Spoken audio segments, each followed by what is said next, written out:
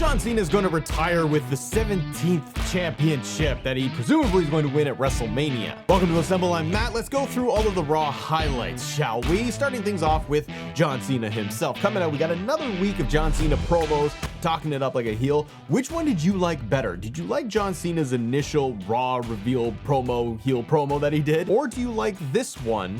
Because this one felt like I don't know, it had more direction to it. It felt like he was trying to really lean into the fact that he's going to win the title and he's now going to retire it, like a little bit more motivation, things unraveling. The thing that I am not happy with, or I guess just kind of whatever about, is that he hasn't even mentioned The Rock once. Now maybe they're going to build to that over the coming weeks because they do have a couple left until WrestleMania. Cody Rhodes hasn't put his hands on John Cena, but we did get this whole promo from John. It just missed the child in the crowd. That's the only piece that it really missed, didn't it? But other than that, John was really going off about how the crowd makes it so simple. Like, we all want certain things and he's not going to give us that. So he showed up in his gear, the towel, everything. But he did say that he is going to ruin WWE for everybody. He's going to take this title and you're going to have to go and make a new toy and get a new championship, which I'm not against. You know what? John Cena's talking a lot of trash to everybody and I'm fine with it. You know, if he wants to go and take it home and he sits at home with his belt and WWE gets us a new belt. I always love a new belt. Cody comes out, lays the belt in the middle of the ring, and then he's like, oh, you want to take it? You got to take it from me. And he hulks up and he rips his shirt off and he's ready to go. John Cena walks out and then he tucks his tail between his legs and he's out of there. So we're going to get more weeks of this.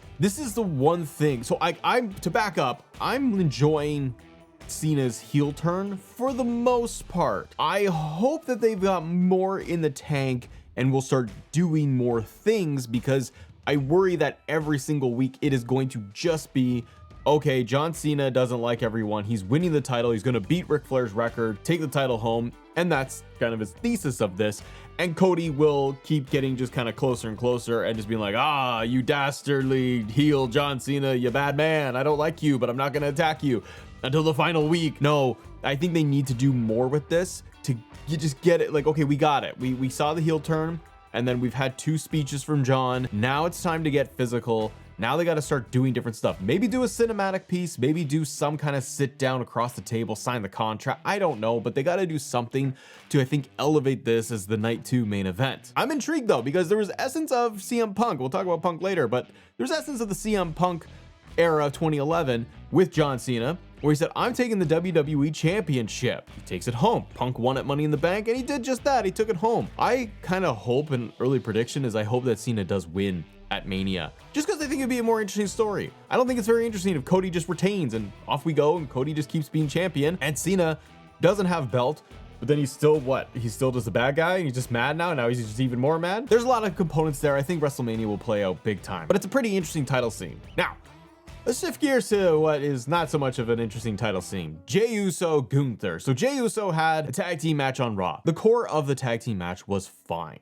However, there was a lot in here with this feud, this whole build to WrestleMania between Gunther and Jey that I simply just cannot get into, and I just kind of want this feud to end. I want to just get to WrestleMania and have the match. For whatever reason, it's just not clicking. So Jey is going to have a tag team match with a mystery partner, and immediately Jimmy comes out. Wasn't teased, wasn't built up like Jey comes to the ring and then looks to the Titantron and looks to the stage to see who's going to be his partner. Jimmy just bolts out, like right behind him. And I was like, oh, it's Jimmy. Oh, okay. Hey, the Usos are reuniting. Oh, that's cool. What a fun little thing they're doing. Of course, Jimmy would come and have his back. Oh, that makes it interesting. That's a cool dynamic. But no fanfare. They didn't build anything. Like they didn't take that extra second to just build that moment. And that's where I was like, oh, that's kind of a bummer. So then the tag team match was just fine. You got the 1D and you got Gunther coming out, but then you got the moment where what they're trying to lean into here between Gunther and Jey is having Jey slip on a banana peel. Jey goes into the corner and he starts to take off. He's about to run and he slips a little bit, or acts like he slips, and then Gunther gets the upper hand. Now later we did see that they had a backstage thing where you got Jimmy and Jey sitting there and Jey is all like kerfuffled and he's feeling all defeated, right? Where he's like, I don't know if I can do this. And Jimmy's like, you can't do this. It's like, that's not very helpful from your brother. But nonetheless, he's trying to just talk him up a bit. Like he's got to find that Jey Uso inside of him that was with the bloodline and all that. I like that. I like that bit of storytelling. Like that gets you amped up. That gets you excited. Like, yeah, come on, Jey. Like you got to do this. You got to find yourself. But it's not Jey the character, like, it's the way he's been written over the last several weeks to months with all of this, that it just hasn't clicked. It's just kind of feeling like they're spinning their wheels, and now they're trying to add this element in of like, okay, well, let's have Jey not be able to pull off moves against Gunther, and that's that. So next week we're supposed to get Jimmy versus Gunther. I like the slap backstage. That thing was loud, it cracked, and Gunther just no-sold that slap. I love that. So presumably then Jey will get interfered with the Jimmy match with Gunther, and maybe Jey is going to also mess up once again. How do you guys feel about Jimmy and Gunther? Am I wrong? Am I way off? Do you love it? Or it just kind of like, it feels like it's meandering a little bit, and it really feels like, unfortunately, like it's a mid-card title. This really just kind of feels like Jey, like you could swap out that belt and just tell me it's for the Intercontinental Championship and I wouldn't blink. They have brought down the world title a lot, and it's not the performer's fault. It's just what they're given and how the story that they're trying to tell is playing out.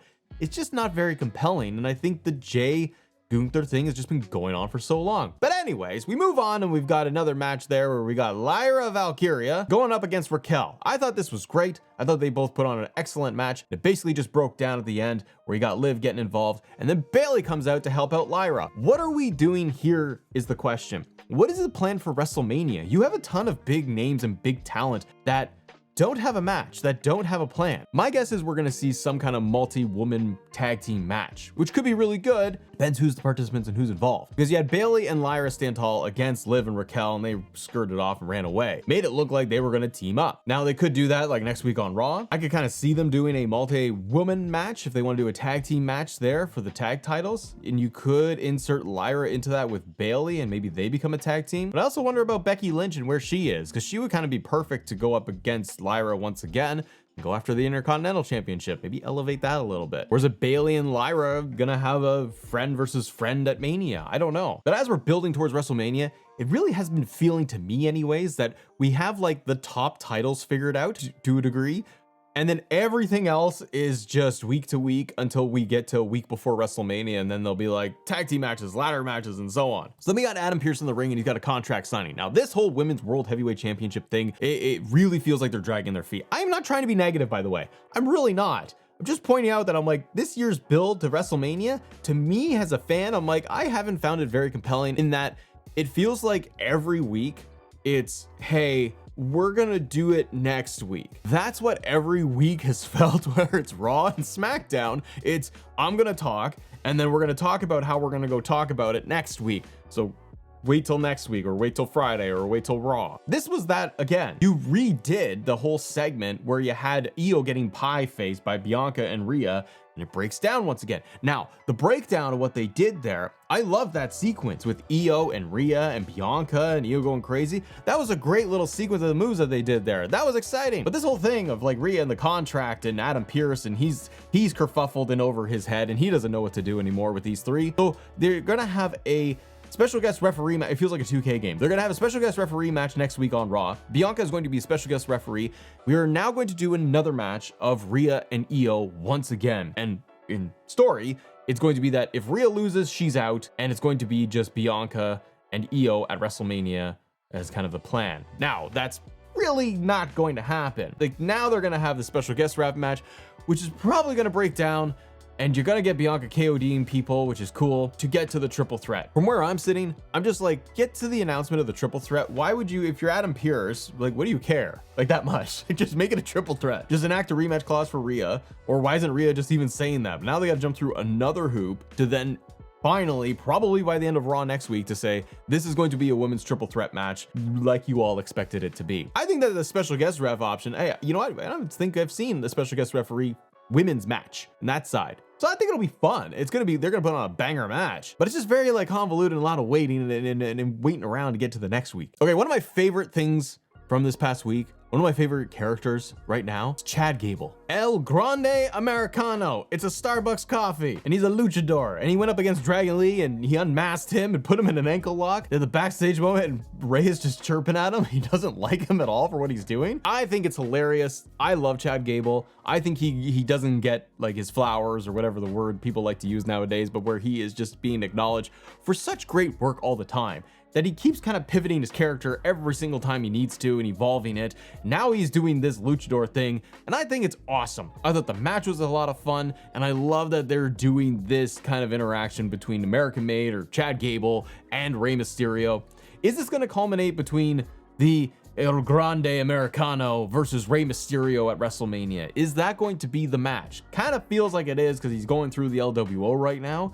And between the two of them having that one-on-one, it'd be a banger match, unless they're going to do it like the Raw before, the Raw after WrestleMania.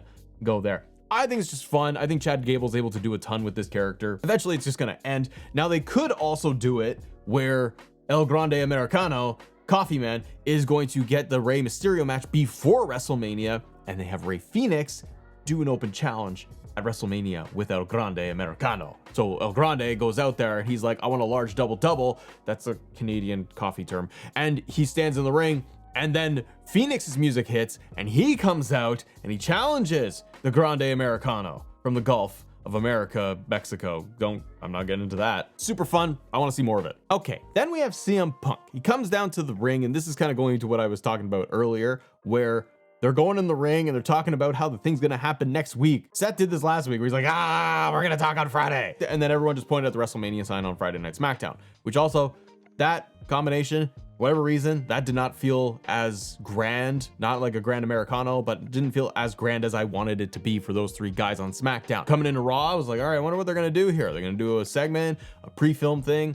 It was just Punk coming out and he's talking. However, they made it kind of interesting. Now, Punk leans into it a little bit, right? Where he's talking about how, like, yeah, they're not here. We're going to talk next week. And everyone's like, boo. And Punk's like, I agree. Like, we shouldn't do this. We should do this now. And they're going to have the contract signing. But Punk was very interesting in his words, and he's very wordy. You know, he's alluding to the favor. He's alluding to the contracts and signing this. And he was talking about how Seth and Roman have basically denied him of getting to what he really wants, which is the main event of WrestleMania. They're in his way. He's still going on this whole thing of these two guys. Number one, they can't beat him, or they've never been able to beat him on their own. They've always needed each other. He brought them into WWE, like the Shield and all that stuff. And he's like, and I'm going to take you out of this. So I like the promo, but Punk's wording was very, very interesting to me, because I don't know if we're going to get just a straight up contract signing that ends with the pull apart and the breaking of the table and some stomps and stuff. They could just do that. The interesting element to me, and let me know what you guys think, but is Punk going to put in a little tiny clause in there regarding the WrestleMania main event? Now, I don't think it will be Punk just wants to be, night one main event in the triple threat. That's kind of why would you care that much about it? I wonder if Punk is going to put a little clause in there that's added by Paul Heyman somehow, because Paul Heyman squeaks the wheels of everybody. And they put it in there that if Punk wins the match, the triple threat, he gets added to Cena and Cody night 2. I had this theory like weeks ago that I'm like, he could possibly somehow get inserted into that. Like, what if night 1 opens with Roman and Punk and Seth as a triple threat, and Punk wins, and then you think it's over, and then we wait until the very end of night 2 and Cody and Cena come out, and then Punk's music hits and he is added in there, and he's got Paul Heyman by his side with the contract, almost like a Money in the Bank cash-in scenario. If Punk stays away from Cena and Cody entirely for the remainder of the build, and he's just focused on Roman and Seth, I can kind of see it happening. I think it would be intriguing. If Punk's whole thing is that he feels that Roman and Seth have denied him of his Mania main event, that's his main goal, and it still is. It wouldn't be for next year's Mania at 42. It's for right now. He needs to get there still in his mind. I'm kind of betting on that is the favor that he asks of Paul Heyman with the contract. It'll make that match more interesting. Now, will WWE come right out and say that is what's happening after this contract signing, that's what Punk is putting in there? Because otherwise, then the other two guys would be, especially Roman, would be like, well, what the heck? Like, Paul Heyman, put that in my words for contracts, and I want to go to night 2. Like, and so would Seth. That would be cool. Now, the other thing you could do with Seth, and this is kind of foreshadowing to Mania predictions, you could have like Paul Heyman turn on everybody, and he sides with like Seth Rollins. Seth Rollins wins with the help of Paul Heyman, and then they go off and do something else, and Seth's a heel. It could be kind of an interesting twist, but I don't really see that happening. But I think coming out of this triple threat of Punk and Seth and Roman, something needs to come of it. It can't just be a grudge match in my eyes. where these guys just hate each other and then it's over. And then, like, if Punk wins or any of them win, then what? Nothing happens. I think it'd be more interesting if Punk is gonna get to that Mania main event. Doesn't mean he wins though. Then you got the main event, Penta versus Braun Breaker. Great match, hard hitting, back and forth. Penta is great. I'm glad that he's getting showcased so much, and he's getting time and he's getting opportunities like in the Intercontinental Championship. But it all breaks down at the very end with Judgment Day, Finn Balor and Dom Mysterio. They got the chairs involved. Finn hits Braun with the chair. Dom hits Braun with the chair. Penta tries to get his comeuppance and get back at Judgment Day, but then they end up standing tall, where it's going to be Finn and Dom and Carlito standing tall over Penta. So this leads me to think that the WrestleMania plans for the Intercontinental title will be maybe a fatal four-way. A lot of multi-man matches, it feels like, for this WrestleMania. It's not a bad thing. Multi-man matches can work. It could also be a little dicey. But we could see Braun versus Penta versus Dom versus Finn in a fatal four-way. Maybe even make it a ladder match to really spice it up. I would personally love to see that because of the different dynamics that are involved in there. I think Braun needs that, like the IC title needs that, because I don't think they've done enough with Braun Breaker for several months to keep building his momentum. I feel like they're in a spot where they don't really know if they want to make Braun a face or a heel, and then he's just kind of that in-between guy right now, and it's a little flat. But a fatal four-way makes it very interesting, especially if it would be a ladder match, because you could have guys like Finn, you could have Penta going off ladders, doing crazy spots, but you could also have really cool moments between Dom and Finn, because we know there's deception there. We know that there's a problem within Judgment Day, and it could kind of come to a head, and you possibly could have Dom Mysterio win the IC title at WrestleMania. He could do it by pinning Finn Balor, which would be great because Finn eats the pin every time, as we know. I like to see Finn with the Intercontinental title. Maybe he would win it, becoming a very nasty, dastardly heel, and because he's lost everything all the time. But Dom as IC champion, you have Liv with the tag titles. It's very interesting there, where you have maybe a new dynamic in Judgment Day, and Dom is almost like positioned as leader because he has belt. And then obviously after WrestleMania, you can then just roll on the stories between Dom and Finn. You could bring Penta in there and go after Dom. Like, there's different combinations, but I think that you probably end up with a multi-man match for the IC title. That's Raw. That's our recap. Subscribe to the channel, hit the like button. I'll see you in the next video. Bye.